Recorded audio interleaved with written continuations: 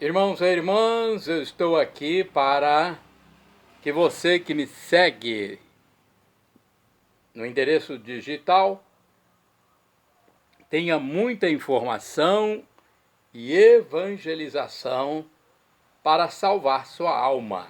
Eu estive pesquisando no canal Felipe Rinaldo Queiroz de Aquino e encontrei muitas informações úteis para os meus seguidores, que são, eu acho que na grande parte, cristãos e têm muitas dúvidas. Eu fiz uma transcrição e vou passar para vocês aqui no endereço digital Paulo Roberto Maciel. Maciel no YouTube, Instagram, Facebook e blog. Se você quiser ir direto ao Instagram, é @Paulo Roberto Maciel 6 barra.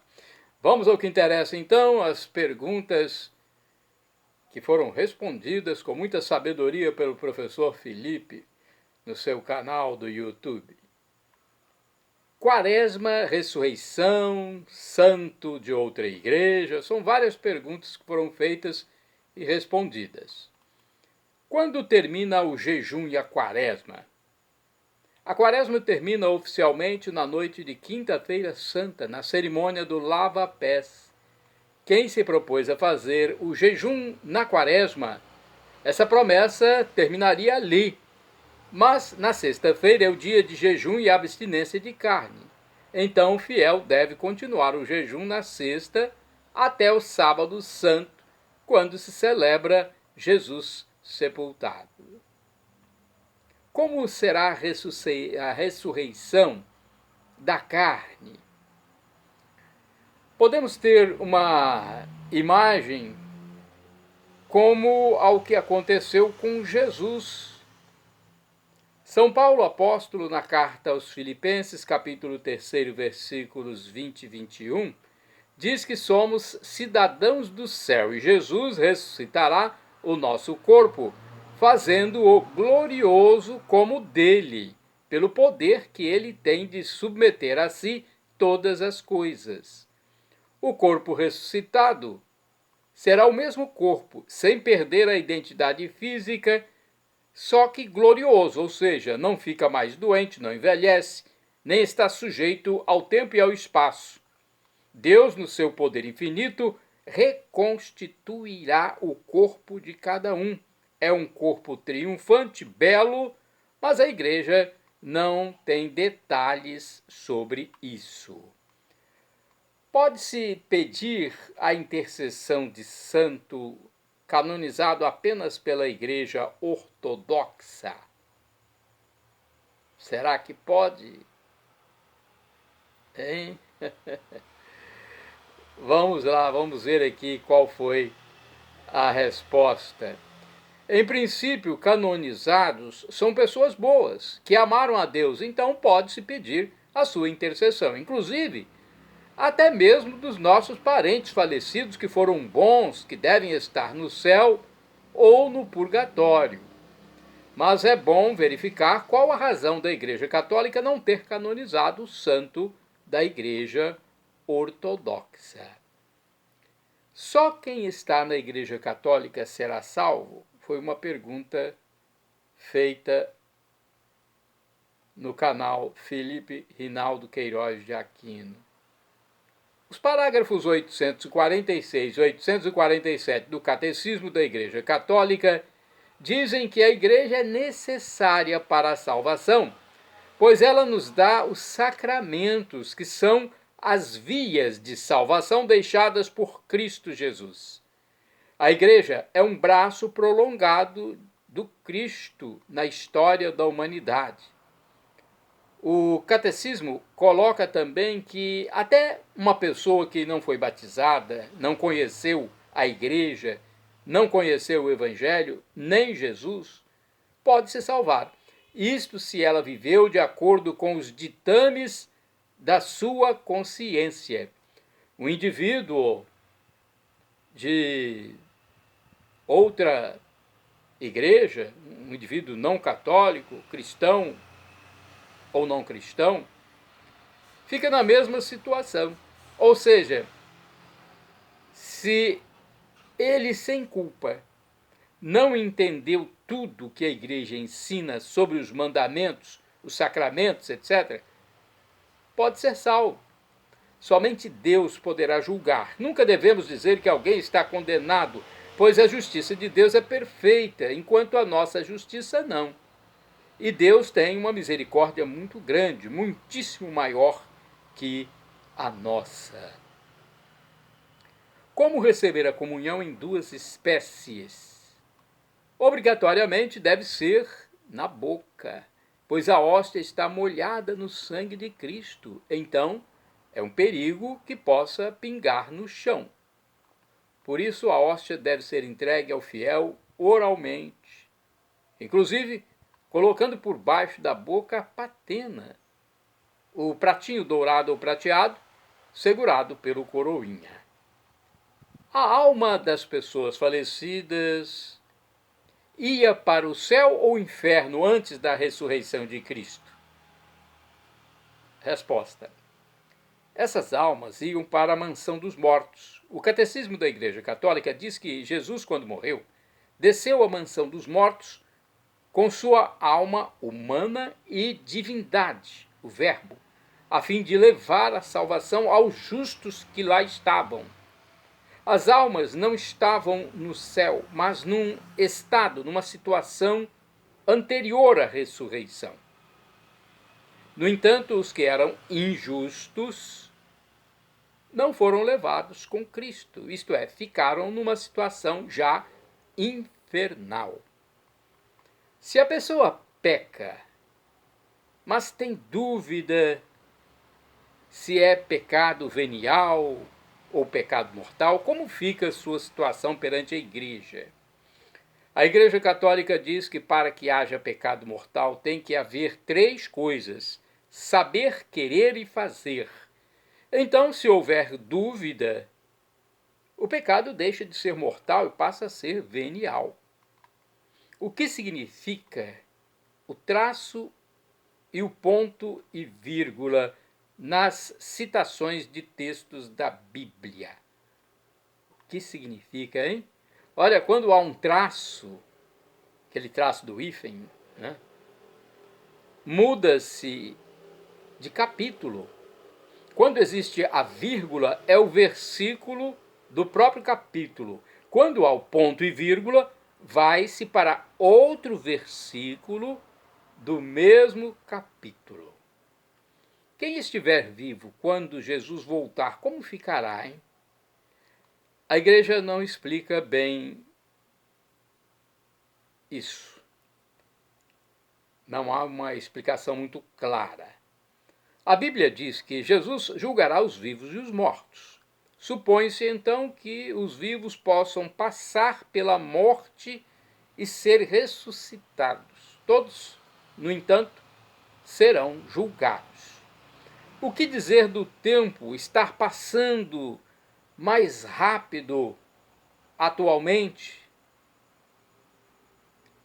O relógio não sofre fluxo afetivo, psicológico e emocional. Um segundo para o relógio é um segundo. O tempo não passa mais rápido. É uma sensação do ser humano pela correria da vida, pelo ativismo da vida moderna. Mas, física e mecanicamente, o tempo é o mesmo.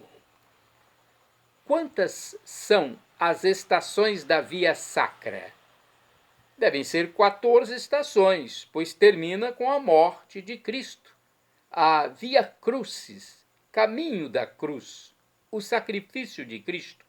Agora, é comum as pessoas celebrarem a 15ª estação, a ressurreição.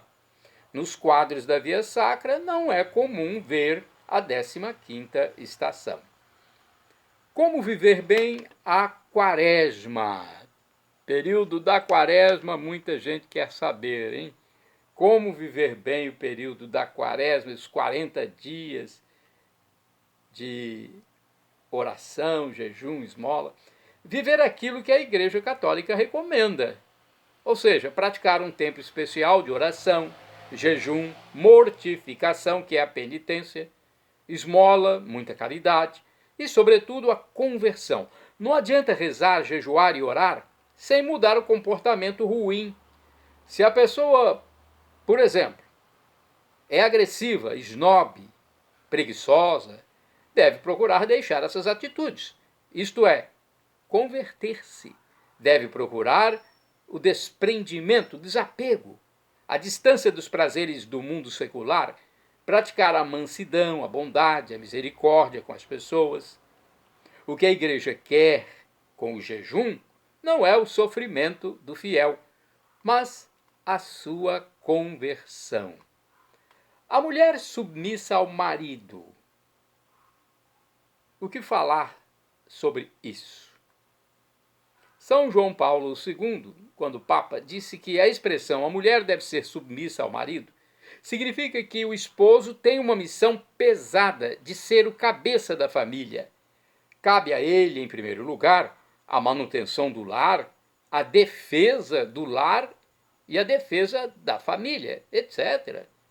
A esposa ser submissa é ajudar nessa missão, como se ficasse apoiando a missão do marido.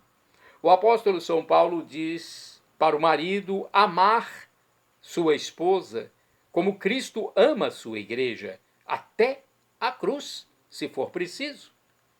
João Paulo II disse que é uma submissão recíproca, de um para o outro.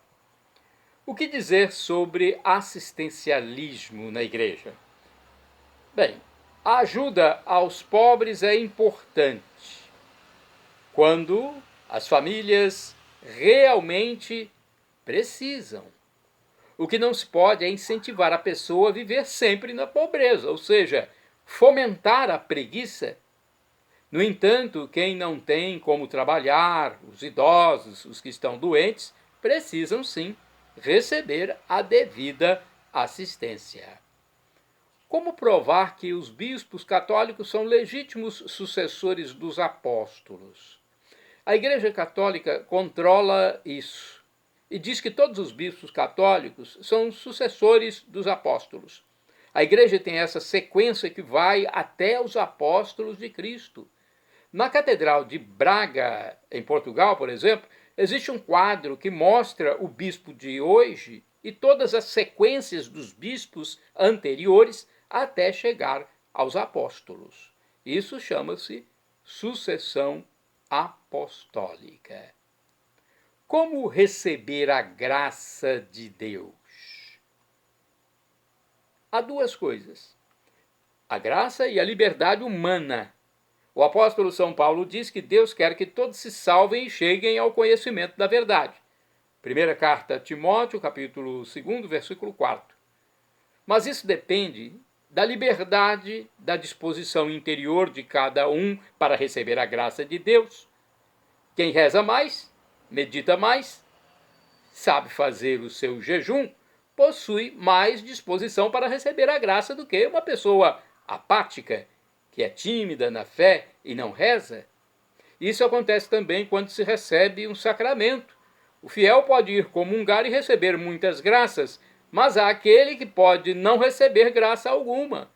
As graças chegarão se ele comungar com mais devoção, procurando buscar mais santidade, renunciar ao pecado, com as disposições necessárias. Santo Afonso de Ligório já diz que ninguém é digno de comungar, ou seja, receber Deus. Mas Deus quer vir a nós, desde que tenhamos as disposições necessárias. O que acontece quando se morre? O corpo apaga, mas a alma continua viva. Na alma está o nosso eu, nosso ego, a inteligência, a liberdade, vontade, memória, consciência. Essa alma se apresenta diante do tribunal de Cristo na morte física, conforme a carta aos Hebreus, capítulo 9, versículo 27. Está determinado que cada um morra uma única vez, e em seguida venha o juízo particular. Nesse momento é definida a sorte eterna da pessoa. Se vai diretamente para o céu, se continuará a purificação no estado de purgatório, ou se vai para o inferno, caso tenha rejeitado Deus radicalmente. Os padres da minha região são todos praticamente adeptos da teologia da libertação, ATL. Que fazer? Se o fiel não se sente bem em participar da missa ou confessar com os sacerdotes da teologia da libertação, pode procurar padres de outra paróquia. Não é proibido ser de uma paróquia e ir à missa ou confessar-se em outra paróquia. Há cidades que têm várias paróquias e o católico tem a liberdade de escolha. O que dizer sobre o Frei Gilson Silva? O Frei Gilson faz sucesso não para si, mas para a edificação da igreja, para a salvação das almas. Até pastores das igrejas protestantes, evangélicas, o defendem em sua fé legítima. Como ficará a pessoa que for para o céu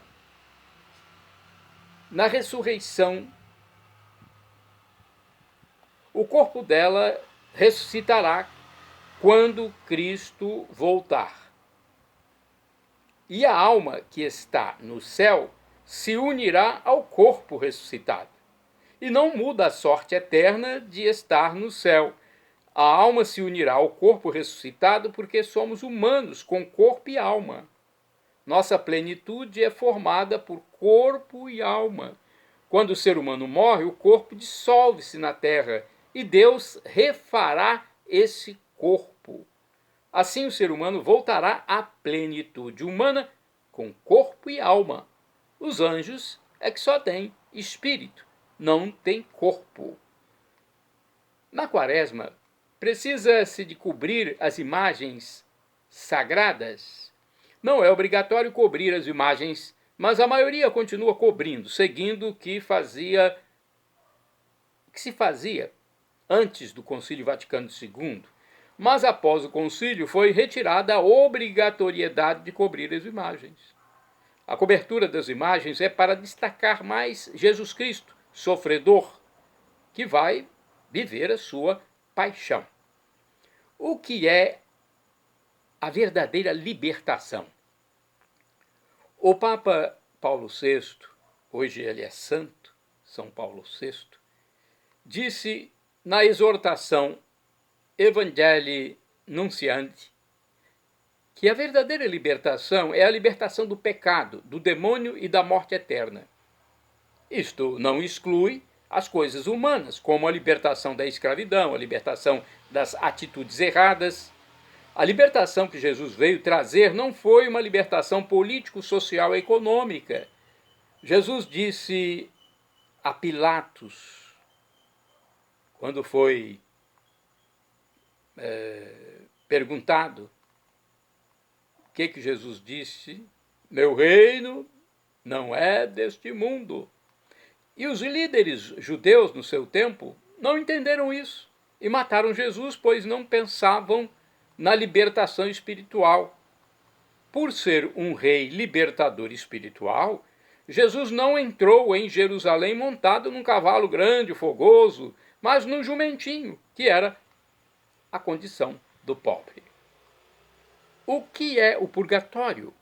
O parágrafo 1030 do Catecismo da Igreja Católica diz que os que morrem na amizade de Deus estão de bem com Deus, mas não tem pecado mortal na alma, mas não estão 100% purificados, passam por uma purificação a fim de chegar à santidade plena e entrar em comunhão com Deus. Isto porque ninguém pode entrar em comunhão com Deus, ir diretamente para o céu, se não estiver 100% puro, santificado, porque Deus é santo, santo, santo. Deus é 3 vezes santo, né? Na comunhão com Deus, diz o livro do Apocalipse, não entra nada sem santidade. Ainda bem que Deus dá uma chance de se chegar à santidade perfeita depois da morte, nesse estado que a alma passa no purgatório. No purgatório, a alma queima, entre aspas, pela saudade imensa que tem de estar junto de Deus. Os santos dizem que quando na morte a alma se separa do corpo, ela fica desesperada para voltar para Deus, pois foi criada por Ele.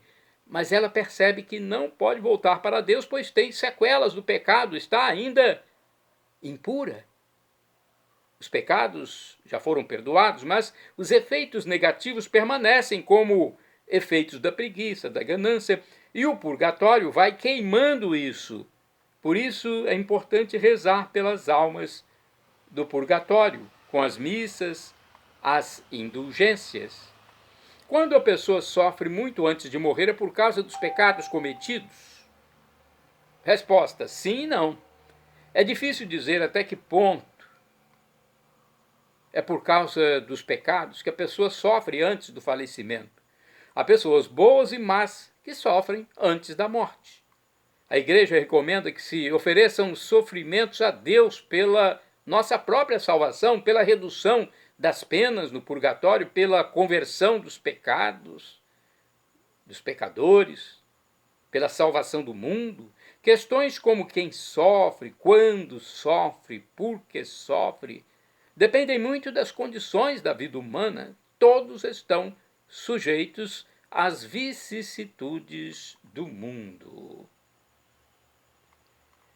Como as almas do purgatório rezam por nós? O Catecismo da Igreja, no parágrafo 958, diz que quanto mais o fiel reza pelas almas no purgatório, mais a oração delas por nós é eficaz.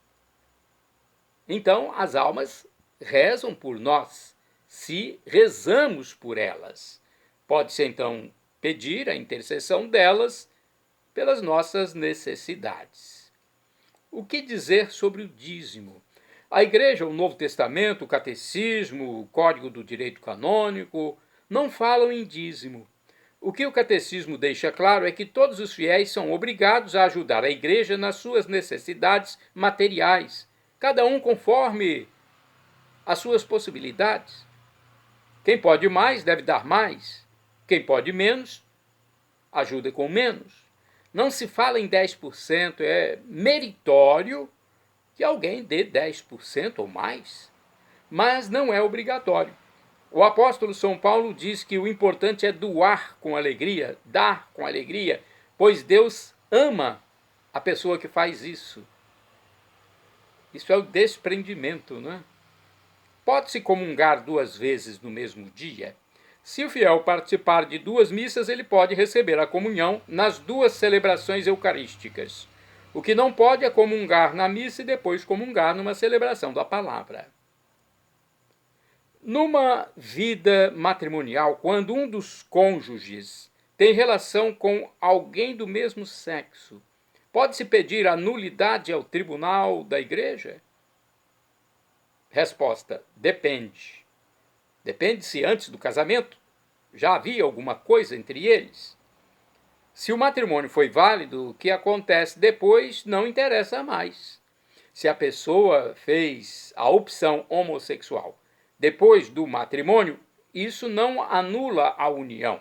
No entanto, é preciso saber se essa pessoa já trazia a tendência antes. É isso que o tribunal vai analisar.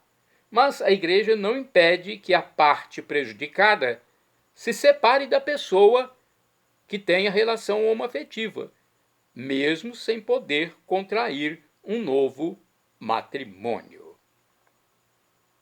Parabéns ao professor Felipe Aquino por essa grandiosa aula que ele nos deu no programa do dia 12 de março de 2025 e em outros programas também. Mas esse eu achei especial, não sei se foi pelo nível das respostas ou porque as perguntas também foram muito tocantes, muito interessantes. Mas parabéns, não só por esse programa, mas por outros também.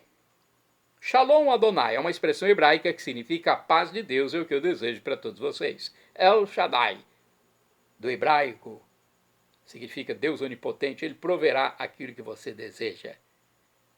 Perdão, Senhor, pelos meus pecados passados, presentes, futuros, físicos, espirituais, pecados do pensamento, palavras, atos, omissões, e me dê a vida eterna. Meu Jesus, eu quero a vida eterna convosco. Acesse @Paulo Roberto Maciel 6 no Instagram, endereço geral Paulo Roberto Maciel. YouTube, blog, Facebook e Instagram.